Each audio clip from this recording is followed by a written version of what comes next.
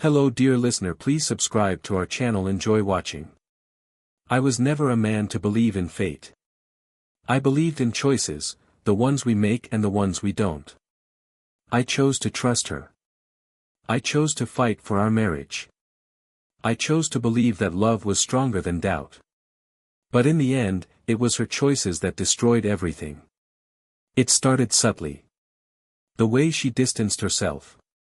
The lingering glances at her phone, the unexplained late nights.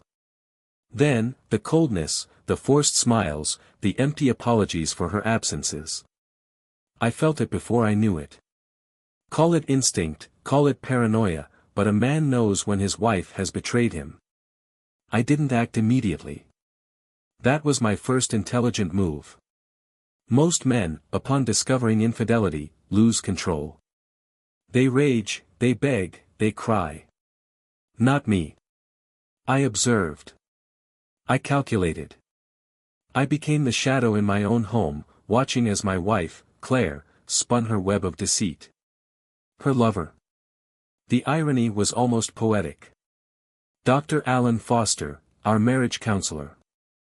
The man who sat across from us every Thursday, nodding sympathetically as I poured out my frustrations.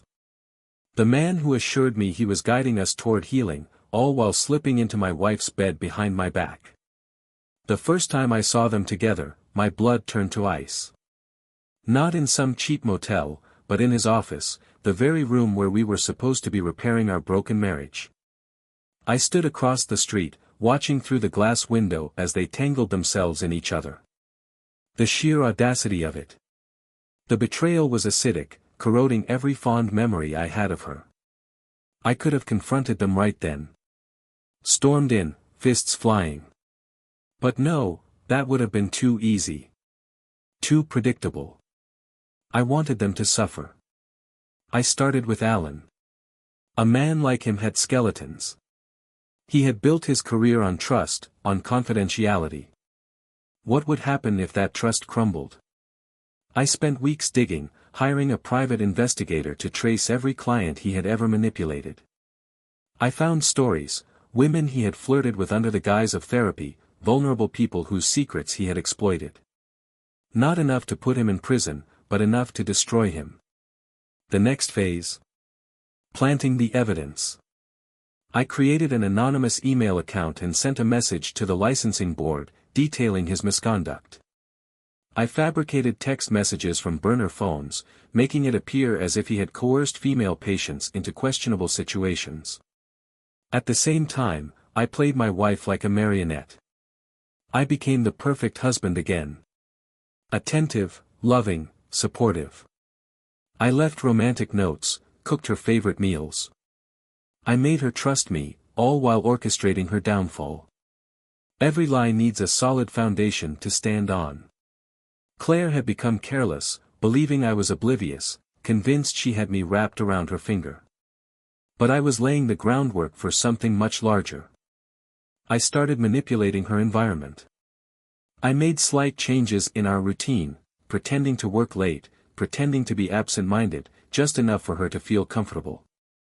I left my phone unlocked, giving her access to accidental messages, leading her to think I had become weak, distracted, preoccupied with work. Then, I arranged for my own alibi, contacting a close friend in cybersecurity. I had him create a false digital footprint of me speaking to another woman online, nothing incriminating, but enough to be a red herring, something Claire might accidentally discover and believe she was the one in control. The deception worked beautifully. She had no idea she was being played. I needed them to fall into their own grave. The plan had to be executed with precision, leaving no room for error. I started small. I left my phone carelessly on the kitchen counter, unlocked, knowing Claire would be unable to resist snooping. The email was sitting there, drafted but unsent. A desperate message from a supposed former patient of Alan's, a woman who claimed he had taken advantage of her vulnerability. Claire picked up my phone, and I watched out of the corner of my eye as she scanned the words, her fingers trembling. She set the phone down as if it had burned her, her face pale. I pretended not to notice, stirring my coffee slowly, my back turned to her. The next evening, she was on the phone, her voice hushed, urgent. I knew who she was talking to. "Alan, listen to me, there's something you need to see," she whispered. I smiled. Hook, line, and sinker. To reinforce the illusion, I went one step further. I sent an anonymous letter to Alan's clinic. A letter designed to make his skin crawl. Dr. Foster.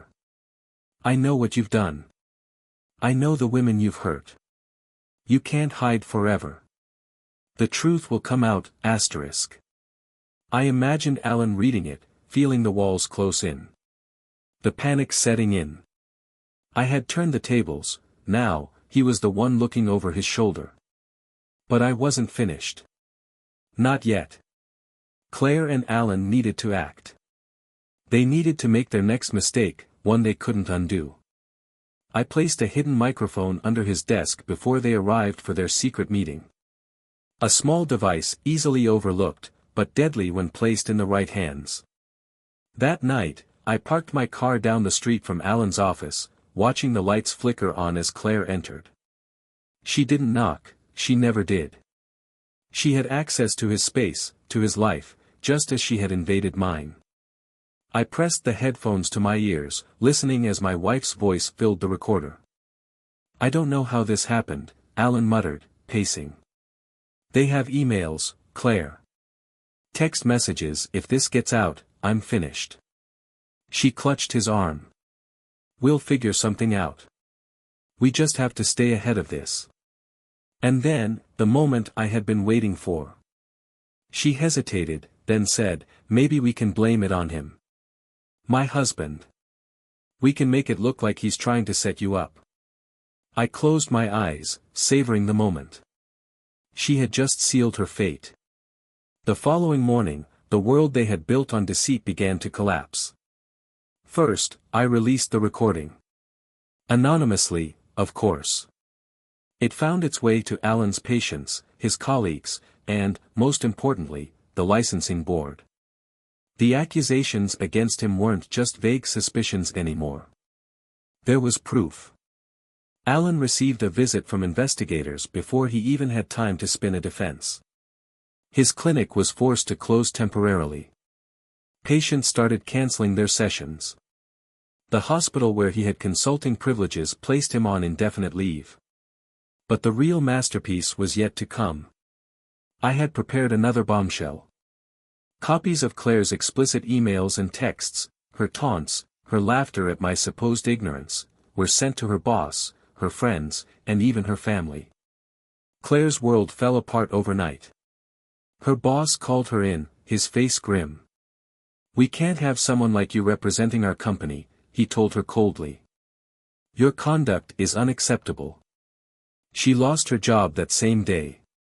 I filed for divorce, citing infidelity, emotional abuse, and fraud, and thanks to the prenup she had signed years ago, thinking she would never have to worry about it, she was left with nothing. Alan tried to fight back, but he was drowning. His wife had received the tapes, the emails, the pictures. She threw him out, started divorce proceedings, and took everything. Within a month, Alan had lost his career, his marriage, and his reputation. Claire was jobless, homeless, and disgraced. The last time I saw her, she stood on the sidewalk outside our former home, staring at the locked door. The house she had once ruled over was now mine alone. "Please," she whispered. "I made a mistake." I looked at her, expressionless. "No, Claire. You made choices. And now you get to live with them." And with that, I walked away, leaving her to the ruins of her own making. If you leave a comment, tell us what you think about the story you heard. It's important to us and will help us find and tell stories that you find interesting. Thank you for watching us.